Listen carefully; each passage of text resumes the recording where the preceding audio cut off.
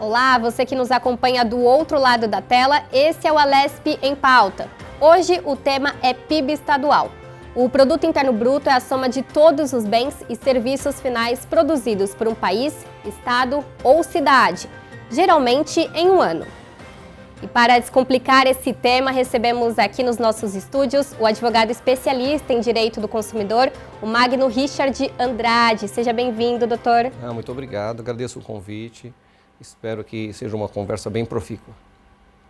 E aqui na nossa janela virtual está o João Diniz, que é empreendedor e conselheiro da Associação Brasileira de Bares e Restaurantes do Rio de Janeiro, a Abrazel RJ. Seja bem-vindo, João. Muito obrigado, Carol. Um grande prazer estar participando desse programa tão importante.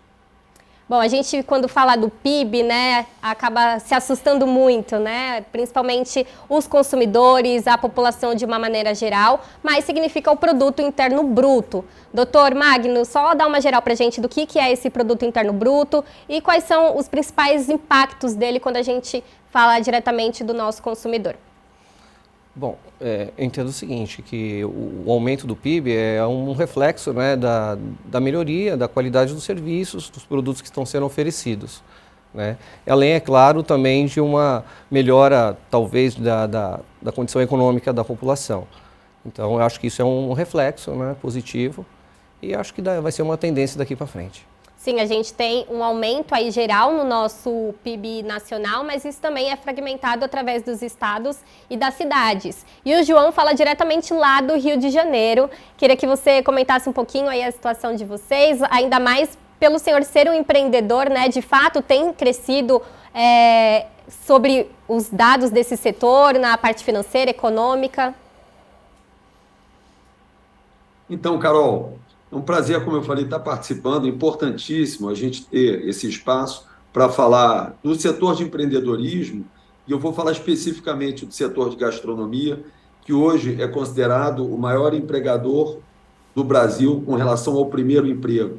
Ele tem algumas características bem particulares, que ele é o setor mais inclusivo, que mais absorve mão de obra da mulher, de negros e pardos, e é o setor que mais absorve mão de obra por metro quadrado em todo o mundo. Então, o setor de gastronomia, pela capilaridade dele e por ele ser um setor de multifunções, ele cresce a cada ano, por todo o país, e reflete diretamente no impacto da economia do país. A gente sofreu um revés muito grande com a pandemia, todos sabem que o setor de gastronomia, pela sensibilidade dele, ele foi um dos mais afetados junto com o setor de eventos, mas depois da pandemia ele vem se recuperando, a gente está muito animado com a recuperação do setor, porém a gente também não pode esquecer que grande parte dos estabelecimentos comerciais, que a gente chama de alimentação fora do lar, ainda seguem muito endividados por conta dos empréstimos adquiridos durante a pandemia, como o Pronamp e o HELP. E quando a gente traz isso para não só para o setor do empreendimento, mas para quem vai consumir nesses locais, doutor João, quais seriam os impactos? Porque um fortalecimento do setor também pode gerar aí um melhor serviço, qualidade desse serviço prestado à população. Com certeza. Na verdade, quando a gente fala do setor de gastronomia, a gente fala de dois movimentos muito importantes. Primeiro, de você fazer uma absorção de mão de obra, porque você consegue, pela qualificação de alguns profissionais, que é uma qualificação muito rasa, como copeiros, cumins e ajudantes de cozinha, você consegue absorver uma mão de obra muito grande, então você consegue impactar diretamente a diminuição do desemprego. E, com isso, a gente também consegue gerar o turismo, fazer com que a economia cresça, não só local, porque a gastronomia está muito associada ao lazer e, principalmente, a um dos pontos principais do Rio de Janeiro, que é o turismo, o serviço.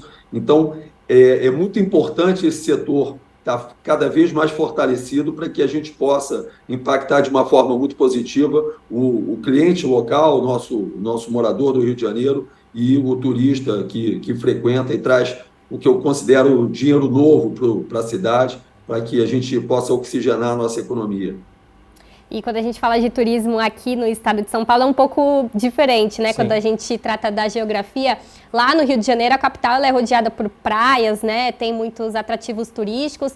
E aqui o estado de São Paulo, a capital, ela é muito forte na questão do mercado e do serviço que é prestado para a população, né? Então a gente tem restaurantes, bares, gastronomia, hospedagem, outros tipos de turismo de negócio também, né? Quais são os impactos dessa prestação de serviço quando a gente tem um aumento, né, nesse índice positivo aqui no estado de São Paulo para quem vem e para quem mora aqui? Bom, eu imagino o seguinte, né, que como o João comentou, né, com essa melhora da qualidade dos serviços, com essa melhora da qualidade dos produtos e também com o melhor potencial econômico da população, eu acredito que isso venha a virar uma bola de neve positiva, né, no sentido de que você vai aumentando o fluxo de serviços, de restaurantes, de turismos em afins, né? E assim, e a qualidade também do atendimento, que eu acho que isso é o primordial. O restaurante, o bar, né, ou mesmo, vamos assim dizer, não vou falar o cinema não, mas o teatro, né, que se você tiver uma boas acomodações, tiver uma coisa de qualidade, isso vai atrair cada vez mais consumidores. Porque o que eu sempre defendo é que assim, o Código de Defesa do Consumidor veio não para fustigar o empresário, ele veio para ajudá-lo, né, no sentido de oferecer bons produtos, qualidades, bons serviços, bom atendimento, e isso vai gerar o quê? Uma fidelização. Sim. Gerando a fidelização, esse cliente retorna, né, vai consumir e isso vai aumentando a cada dia mais. É um ciclo positivo, né? Eu entendo que isso que vai agregar muito a esse mercado. E uma coisa puxa a outra, quando a gente fala dos resultados, né? A gente fala de um aumento aí no PIB do nosso estado, também em outros estados do nosso país. Então, a gente pode dizer que o potencial de compra aumentou da população? A gente pode fazer esse link, doutor? Então, veja, eu não sou economista, né? Eu sou da área do direito. Eu vejo que, assim, se está tendo um aumento, eu acredito que sim. Eu acho que a economia está começando a melhorar, né, aos poucos. E com isso vem agregando, aumentando o PIB, como está acontecendo no país e aqui em São Paulo também. Né?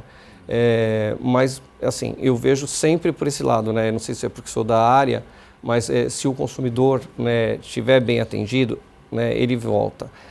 Não importa se ele tem pouca escolaridade ou pouco poder econômico, mas se ele é bem atendido, ele sabe que ele é bem acolhido e o produto que é oferecido tem a qualidade e entrega aquilo que promete, esse é o principal vetor. E, João, você falou justamente do período da pandemia, né? Claro que a gente já consegue ver, esses dados mostram, né, do aumento do nosso PIB nacional e também estadual em São Paulo, acredito que também lá aí no Rio de Janeiro. Mostra que, de fato, o consumidor tem ficado um pouco mais à vontade, né? Tem passado todas essas incertezas que a pandemia trouxe para a gente, relacionado a emprego, ao profissional e também ao pessoal. Como você, como empreendedor e tendo, né, um produto, um serviço para oferecer à população, viu esse aumento, né? De fato, a gente pode dizer que esse poder aquisitivo aumentou ou a segurança das pessoas em começarem a comprar mais, ter mais disponibilidade para procurar esses serviços? Com certeza, com certeza. O que eu digo é que todos os setores eles estão linkados, né? Você, quando tem um impacto num setor, como o setor de gastronomia, que é um grande gerador de empregos diretos e indiretos, né? Porque a gente fala dos colaboradores diretos, mas a gente tem aí uma rede hoje de motoboys e de entregadores que vivem em função do delivery, que é uma grande prática hoje, absorvida pelo setor de empregabilidade, de alimentação fora do lar. Você tem os fornecedores, ou seja, quando você tem um impacto dentro de um restaurante ou de um bar, você transfere esse impacto negativamente ou positivamente para outros setores, o que desdobra em demissões ou em contratações, né? Então, pela capilaridade e pela multifunção desse setor, ele pode ter um impacto muito grande na economia de todo o país.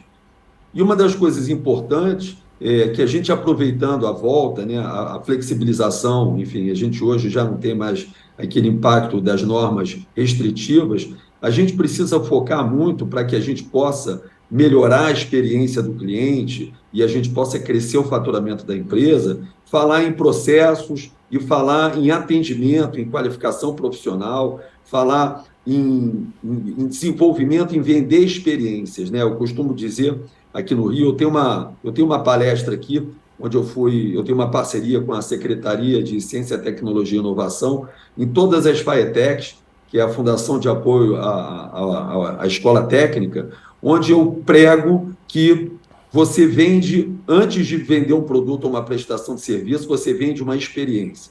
Então, é importante o empreendedor ter noção e ter um entendimento que ele não vende um produto. Dentro de um setor de gastronomia, a minha especialização é a gastronomia japonesa. Só que eu não vendo só a gastronomia japonesa, eu vendo o atendimento, eu vendo a apresentação, eu vendo os drinks, eu vendo a decoração, eu vendo o marketing, ou seja, eu preciso entender de que forma que eu vou impactar o meu cliente, porque eu impactando ele com uma boa experiência, eu consigo fidelizar esse cliente e, com isso, eu consigo rentabilizar e aumentar o faturamento da minha empresa. Então, é uma das coisas primordiais dentro do setor de empreendedorismo, não só de gastronomia, mas de todos os outros setores, né, de prestadores de serviço e de produtos, que eles entendam a essência do empreendedor, que é gerar uma boa experiência e encantar o seu cliente.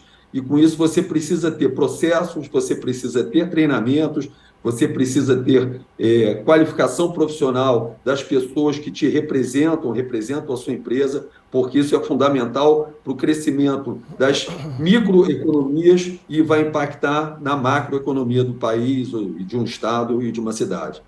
Tem tudo a ver, né, doutor Magno, com o que o senhor falou, né, da questão de fidelizar o cliente, né, de ter essa boa experiência, proporcionar esses bons momentos, né, vamos dizer, não só a prestação de serviço, o produto em si, mas tudo o que acompanha, né, que seria desde às vezes da chegada ou um acompanhamento pós-compra, por exemplo, quando a gente fala de compras pela internet, né, a gente está num mundo muito mais conectado, tecnológico, mas quando a gente também vai nesses locais pessoalmente, a gente acaba visualizando muito mais o ambiente também, né? Você tem percebido do consumidor essa preocupação, não somente com o produto, com o serviço em si, mas com tudo isso que acompanha o antes e também o pós?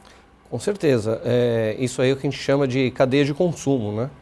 Ou seja, são todos os agentes, né, trabalhando em pró de uma qualidade, né, de uma coisa bem feita. Então, com certeza, se você tem desde da produção, da entrega, até chegar no distribuidor, e naquele que é o prestador de serviço ou fornecedor de produtos, quando chega no consumidor final, o resultado é sempre positivo. Né? Então, assim, quanto mais as pessoas, como o João falou, investir em treinamento, investir em fórmulas, né, de atender bem o consumidor, com certeza o reflexo, o resultado vai ser sempre positivo. Eu acho bacana a gente tentar trazer um pouco desse pós, né, que eu falei, né, pós-experiência, pós-compra. Não, o pós-venda que a gente fala, né, de modo geral, é uma coisa muito importante. Né?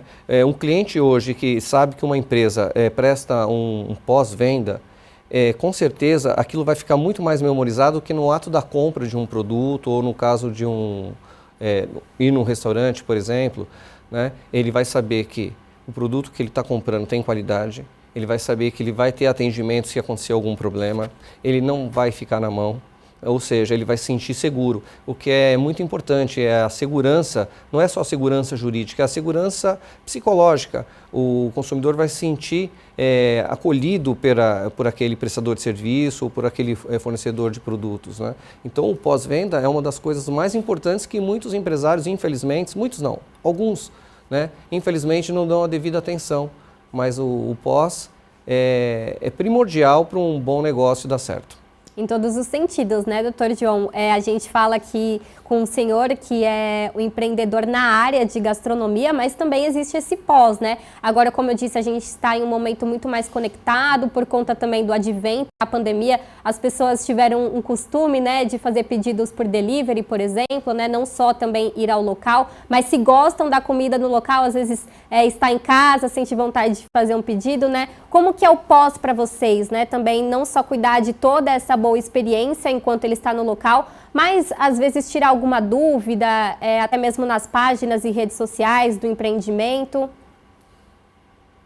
Então, Carol, perfeito. A colocação do Dr. Magno é fundamental, porque a gente precisa entender que o pós, ele é a oportunidade do empreendedor estar sempre melhorando os negócios, o processo e a experiência que ele gera, porque é a hora que ele tem a chance de ter um feedback do seu cliente, né? E eu costumo fazer uma inversão quando eu chamo de cliente, eu digo que quem paga as contas são sempre os patrões. Então, eu costumo dizer, eu tenho uma rede de restaurantes aqui no Rio de Janeiro, e eu converso constantemente com meus colaboradores, onde eu falo para eles que eu não sou o patrão. O patrão são as pessoas que entram nos nossos restaurantes, dão dinheiro para mim e eu distribuo o dinheiro para todos os meus colaboradores. Então, a gente precisa respeitar o dinheiro, precisa respeitar os patrões que escolhem a nossa casa, que doam o tempo deles para estarem sendo bem atendidos e tendo boas experiências. Então, o pós é fundamental para você poder estar sempre em contato, entendendo quais os erros, quais os acertos, porque não existe fórmula de bolo dentro de empreendedorismo. E você precisa estar em constante adaptação, constante conexão com o seu cliente para estar ajustando e sempre encantando o seu cliente para você poder manter ele conectado com você. E uma outra coisa também muito importante é que os empreendedores muitas vezes buscam estratégias de marketing para aumentar os clientes. E uma grande tendência hoje do empreendedorismo, não só no Brasil, mas em todo o mundo, ao invés de fazer esse investimento tão grande para buscar novos clientes, primeiro cuidar bem dos clientes que estão consumindo e já conhecem a sua marca e a sua prestação de serviço. Porque quando você não cuida dele, você acaba tendo uma rotatividade de você não conseguir fidelizar o seu cliente e estar sempre investindo para buscar novos clientes. Então, é muito importante que as pessoas entendam que elas primeiro precisam tratar muito bem quem já conhece a marca, quem já está conectado, e, num segundo momento, buscar os novos clientes, obviamente, para você ter um crescimento do faturamento e da economia da sua empresa. Sim, até porque, né, quando a gente fala de clientes que essa empresa já possui, se não há esse cuidado, novos clientes não surgem, porque agora a gente tem uma série de plataformas de denúncias, né? No caso do Reclame Aqui, por exemplo, nós temos até comentários em sites de buscas, né, que podem dizer para aquele consumidor se é seguro ou para compartilhar a própria experiência. E a gente leva muito em consideração, né, esses comentários. Quando a gente vai em um local, a gente dá aquela buscada, dá uma olhadinha lá, vê se as pessoas dão de fato uma boa nota para aquele local, se recomendam, né? Então é muito importante também ficar esperto com esse sentido e até mesmo ter essa resposta, né? Às vezes a gente vê vários comentários sem respostas, mas também ter esse cuidado de sempre estar atualizando e sempre estar buscando preservar esses principais clientes, né, Dr. Magno? Com certeza, isso aí você pode se chamar de termômetro, né? Pelos comentários, pelo nível de reclamações que existem nesses sites, tipo o Reclame Aqui ou mesmo o Procon, né, que disponibiliza essa possibilidade, esse é um termômetro muito importante que o consumidor vê antes de tomar uma decisão de adquirir aquele produto ou de consultar ou utilizar aquele prestador de serviço.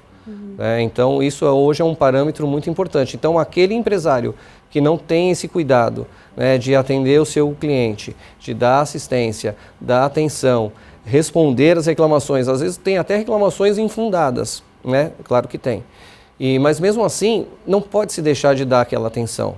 Porque às vezes por desconhecimento, né, por não conhecer o produto ou por não conhecer a finalidade, às vezes fazem reclamações infundadas. Mas se o empresário não responde, que acontece? Acaba prevalecendo até como uma verdade, porque Sim. se ele não responde, dá a impressão de que ele está fugindo daquele problema e acaba passando uma impressão muito negativa. Então, é muito importante esse pós. O pós é uma das, eu vou falar que é essencial, né? É claro que o atendimento, a qualidade do produto e tudo mais é muito importante, mas o pós, é como o Dr. João falou, ele é o que vai te fidelizar o cliente. Ele fidelizou, ele vai falar, não, ali eu posso ir que eu tô garantido, eu estou seguro, eu tenho chão para pisar, né? Então, não tem outra palavra, é essencial o pós-venda. Pós-venda ou qualquer tipo de pós-atendimento. Até porque, né, eu li em algum lugar, não vou me recordar agora, mas dizendo que justamente a empresa boa não é aquela que não tem problema, mas aquela que resolve os seus problemas, né? Então, é quase impossível uma empresa não ter um problema ou ter que resolver algo. E aí, doutor João, precisa dessa maturidade, né? Porque quando a gente fala de um crescimento econômico no nosso país, no nosso estado, a gente está falando do crescimento conjunto com essas empresas. E aí a gente destaca um importante papel do pequeno empreendedor também, né? E de ter essa maturidade, porque é ele que vai iniciar o seu negócio, aquele negócio que vai crescer, que vai deslanchar, que vai virar de fato um grande negócio para fazer o atendimento às população. Então, desde o início, lá do comecinho, mesmo que você tenha 1, 2 clientes, é sempre importante tentar fazer a resolução desses problemas. É muito difícil conseguir construir essa maturidade? É assim, Carol. É uma mentalidade, na verdade, que ela precisa ser estimulada para todo o país. Pelo seguinte, hoje, os micro e pequenos empresários, eles são responsáveis por 52% da geração de emprego de todo o Brasil. Então, a gente começa a entender um novo movimento na economia, porque o Brasil é um país preparado, ele foi desenvolvido durante anos para formar pessoas com CLT, né? Ele formava pessoas para que as pessoas trabalhassem para as empresas, né? Essa é uma mentalidade que durante anos foi colocada no país. E a gente, de 20 anos para cá, a gente começou a entender 2 movimentos, né? Você tem 2 pessoas, 2 perfis de candidatos que se colocam como empreendedor. Você tem um empreendedor por natureza, aquele indivíduo que já tem o desejo de ser um empreendedor, e você tem as pessoas que se tornam empreendedoras por necessidade, por não conseguirem adentrar no mercado de trabalho, elas são obrigadas a empreender para poderem sobreviver. Só que nesses 2 movimentos, o que sempre me chamou a atenção, e esse ano eu completo 30 anos como empreendedor, e eu falo isso com muito conhecimento de causa, não existe nenhuma escola que ensine as pessoas, pelo menos as coisas básicas do empreendedorismo, independente do setor. Tá? Geralmente, quando a gente fala em empreendedorismo, as pessoas têm uma visão um pouco míope, porque elas lembram logo de um comerciante. Mas, na verdade, o empreendedor ele é um gerador de receita.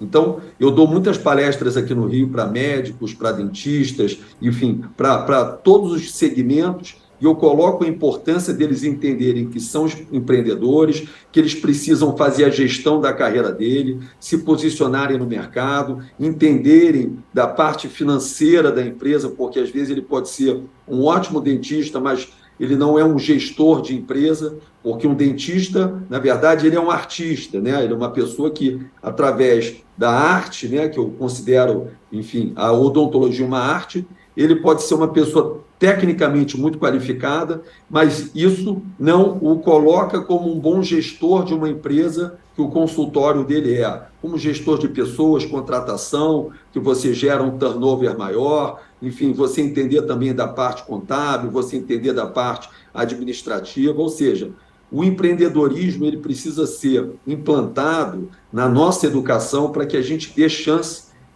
dos empreendedores terem mais chance de perpetuar num mercado que já é tão árduo e tão difícil. Então, a minha sugestão hoje, dentro da gestão pública, é que a gente passe a ter movimentos de ensino do empreendedorismo desde o ensino fundamental, para que você comece a imputar algumas ideias, algumas leituras e algumas necessidades, para você poder qualificar um pouco melhor as pessoas que buscam sobreviver, enfim, buscam ter uma qualidade de vida através do empreendedorismo. É muito bacana, né? Porque quando a gente faz bons empreendedores, a gente, como eu disse, anda de mãos dadas com uma boa economia para a nossa cidade, para o nosso estado, para o nosso país. A gente vai fazer uma rápida pausa na nossa conversa, mas a gente volta já já.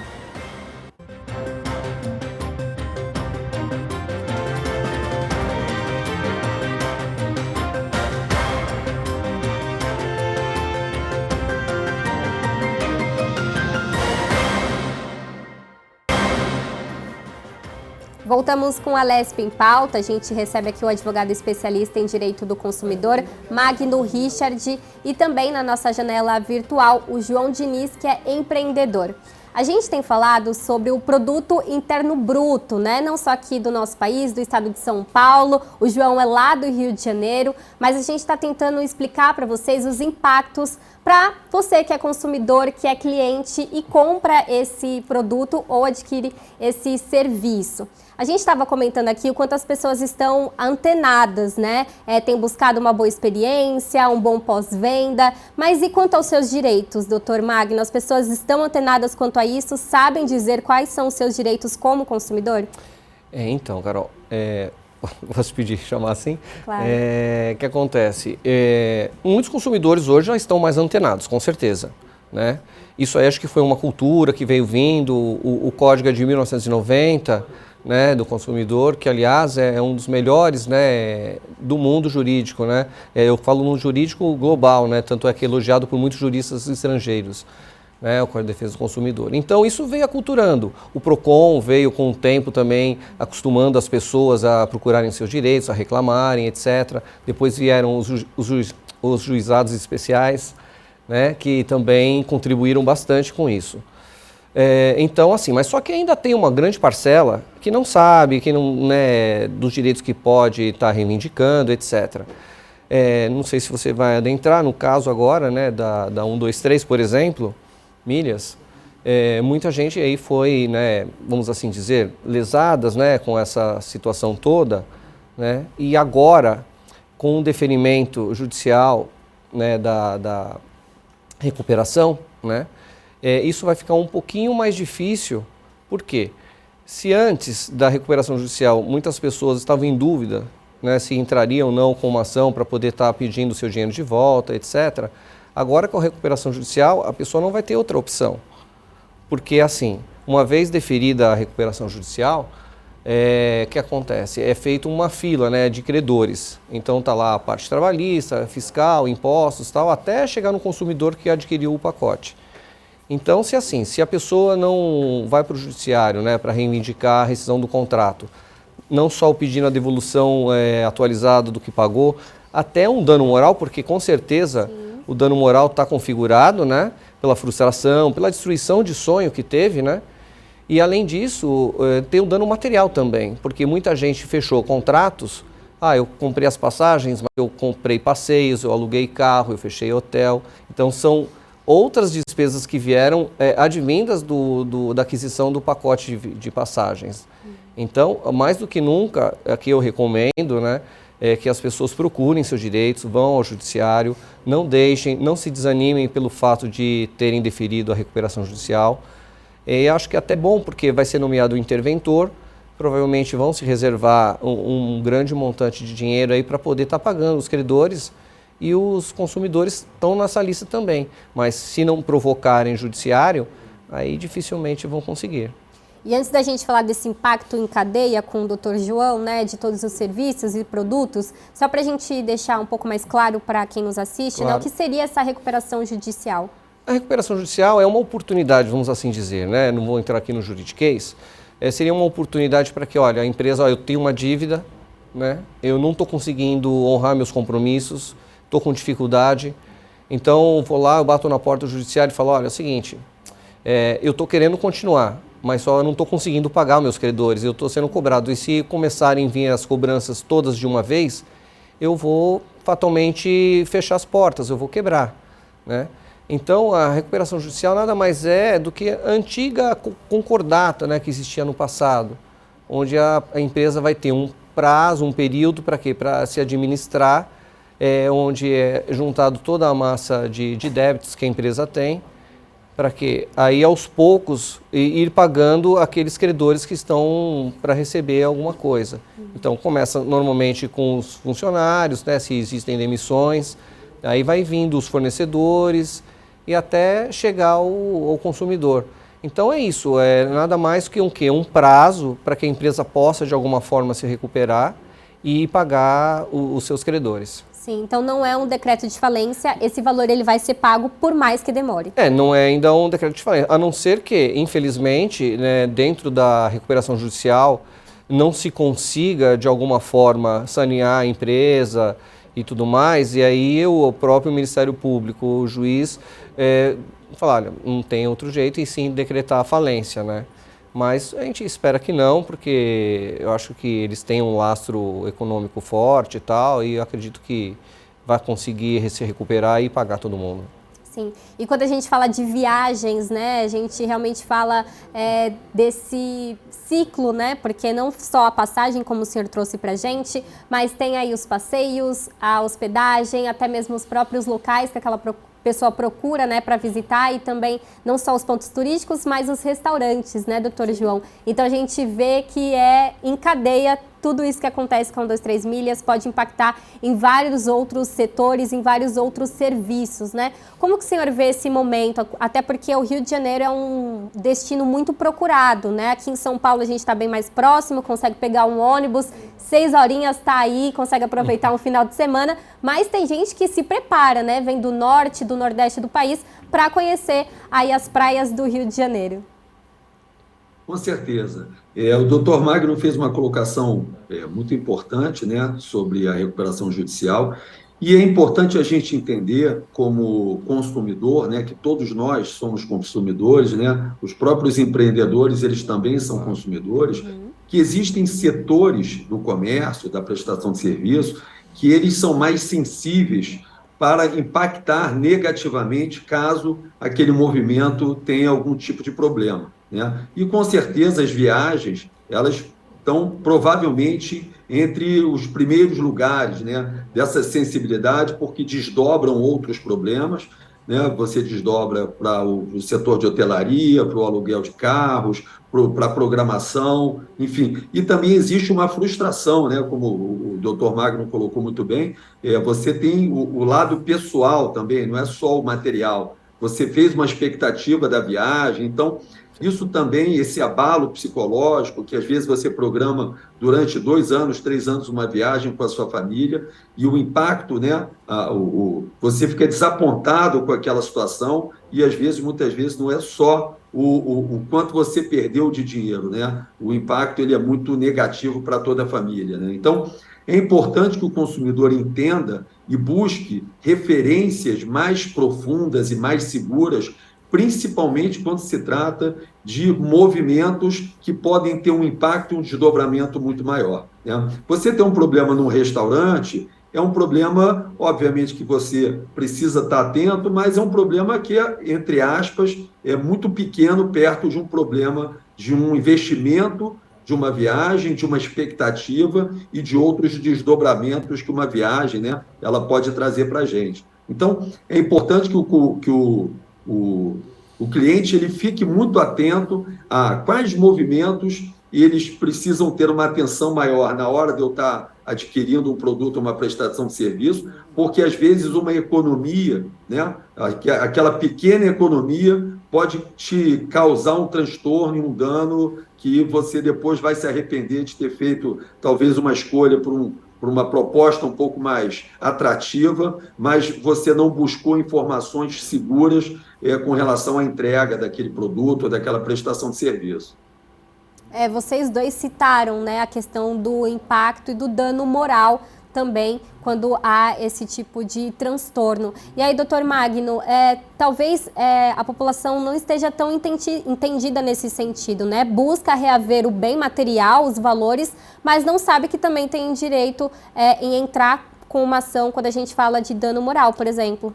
Com certeza, né? Como o doutor João falou, né, de uma forma muito acertada, a frustração, né, de perder a viagem, né, porque, como ele bem disse, a pessoa faz toda uma programação, cria sonhos, fala, olha, eu vou conhecer tal lugar, assim, assim, assado, né? Imagine, de uma hora para outra vem uma notícia, olha, você não vai mais viajar, né? Ou seja, imagina a frustração não só da pessoa, mas da família toda, quem tem crianças principalmente, né? Que vai já imaginando como vai ser aquela viagem, etc. Então isso é tudo, são danos que não são concretos, eles são imensuráveis, né? Então está dentro do psicológico, da frustração pessoal da pessoa, a pessoa se sente mal, né? Começa a vir até depressão, uma série de sintomas. Então o dano moral ele é uma coisa imaterial e que com certeza as pessoas às vezes esquecem mesmo, pensam só apenas em reaver o dinheiro, mas o dano moral ele está intrínseco na situação.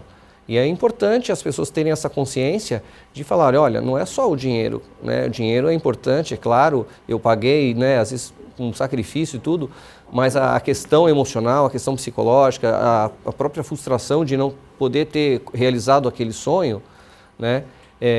Tem que ser reparado. Esse tipo de ação, quando é movida contra uma empresa tão grande, como é o exemplo da 123 Milhas, ela pode ser movida de forma coletiva por pessoas que não se conhecem, vamos dizer, porque a gente vê um movimento muito grande nas redes sociais, com grupos de pessoas que têm se reunido, conversado entre si, para falar da questão da 123 Milhas. E aí a gente vê advogados, por exemplo, oferecendo os seus serviços, né? E aí é possível entrar com uma ação coletiva, é melhor entrar com uma ação de forma individual? Qual que seria a melhor orientação para esses casos? É uma questão muito pessoal, né? Veja, eu vou passar a minha opinião. Claro. Eu acho que cada caso é um caso, cada pessoa tem uma história, cada pessoa tem um histórico para poder estar discorrendo no judiciário. Dificilmente vocês vão ter situações idênticas, né? Eu vou para um lugar, a pessoa vai para outro.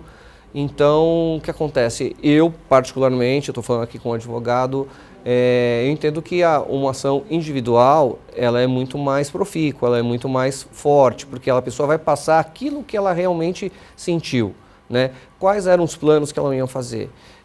Eu estava preparando e fazer uma surpresa para minha mãe que não conhecia tal lugar. Né? Então ela já imaginou tudo, então, ou seja, é muito personalíssimo isso, né? Então, mas pode ser que tenha advogados que entendam que possa ser feito ação coletiva, até por uma questão de economia, etc. Mas, assim, particularmente eu acho que uma ação individual seria mais produtiva. E, doutor João, quando a gente fala, né, das pessoas que saem de outros locais, de outros estados, outros países, para visitar outras cidades, há essa expectativa, né? Talvez se crie aí no imaginário como é que vai ser esse programa e toda uma viagem. E aí para você é mais delicado quando você trata com clientes que vêm de outros locais, por exemplo, e também em altas temporadas, né? Claro, o Rio é uma cidade, um estado muito movimentado nessa questão turística durante todo o ano, mas entendo que tem aí esses momentos mais específicos, como o Carnaval, o Réveillon. Sem dúvida. Eu vou dividir uma experiência que eu tive. Eu tive a oportunidade de fazer o Caminho de Santiago com o meu pai e com meus irmãos.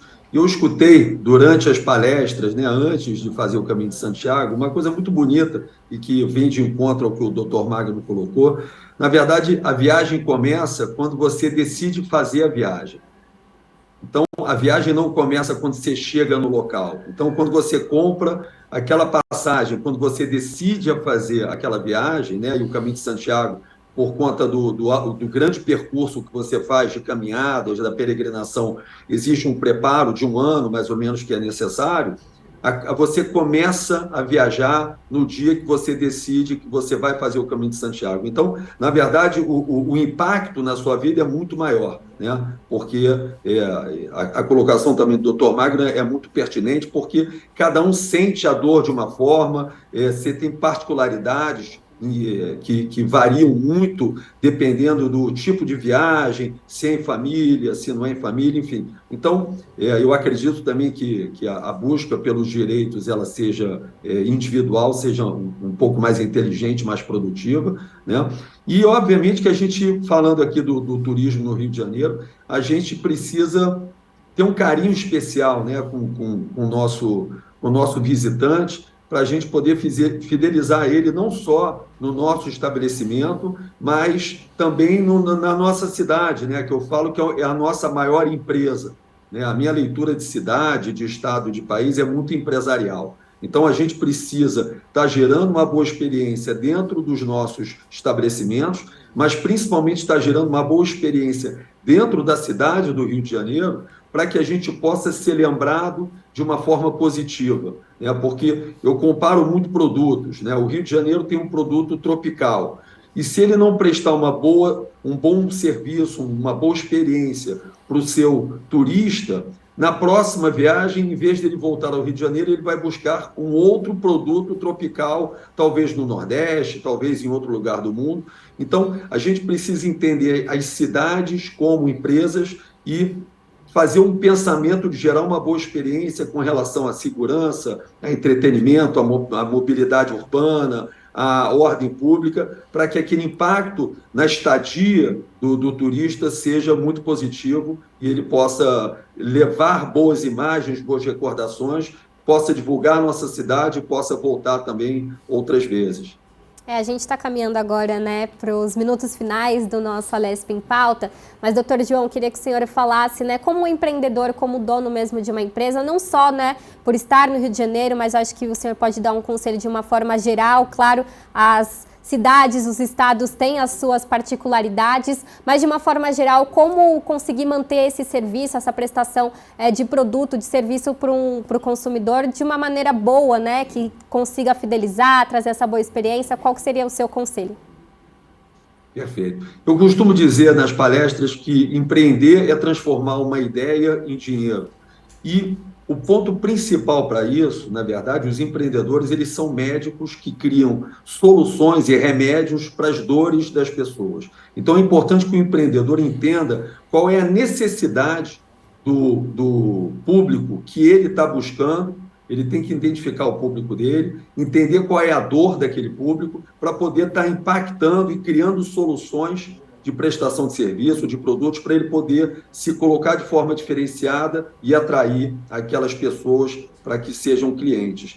E o treinamento, a capacitação profissional para você gerar uma boa experiência, processos, padronização e capacitação profissional das pessoas que te representam é fundamental. Porque não adianta o João ser um ótimo empreendedor se eu não tiver uma boa representatividade dos meus colaboradores. Na verdade, eles são os grandes responsáveis, eles são o maior ativo da minha empresa, são os meus colaboradores, porque eles que vão poder colocar à disposição a experiência que eu imagino, que eu desenho, mas que impacta os meus clientes, são meus colaboradores. Exato, e que a gente consiga, né, criar essa cultura de um bom empreendedor, porque aí a gente tem impactos positivos, não só para o consumidor, né, diminuir essas reclamações, até mesmo o peso no judiciário quanto a isso, mas também, como a gente estava trazendo a questão do produto interno bruto, de melhorar a economia, né, da nossa cidade, do nosso estado, do nosso país. E agora com você, doutor Magno, queria que o senhor falasse com o nosso consumidor, né, com os clientes, com o nosso telespectador que nos assiste, sobre a importância de sempre buscar os seus direitos e estar atentos, né, a todas essas coisas que acontecem e sempre buscar, né, de fato, conseguir compreender os seus direitos como um consumidor. Perfeito. Não, com certeza o consumidor ele tem que a cada dia se estar mais consciente dos seus direitos, nunca deixar para lá.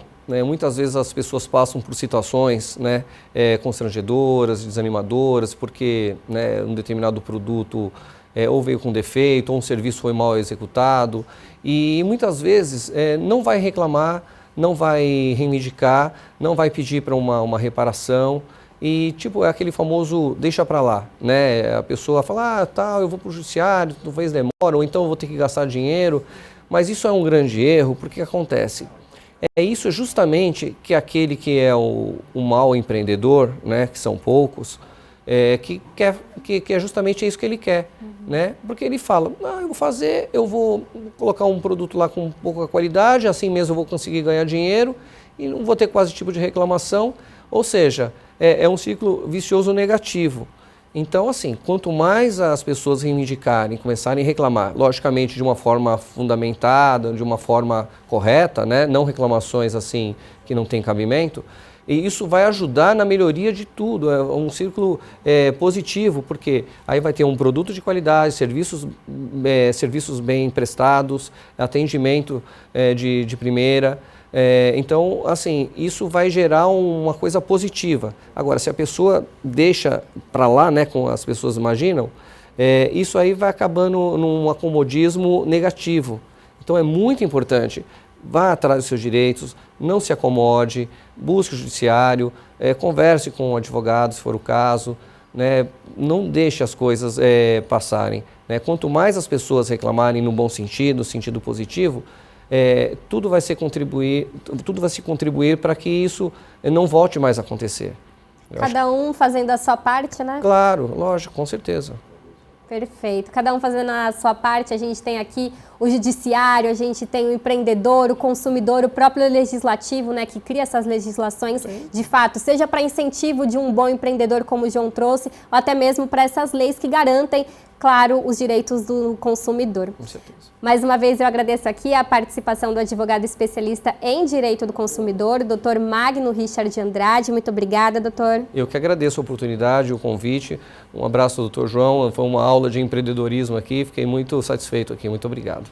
E claro também ao João Diniz, o empreendedor e conselheiro da Associação Brasileira de Bares e Restaurantes do Rio de Janeiro. João, muito obrigada pela sua presença aí de longe, né? Contribuiu muito para esse nosso bate-papo.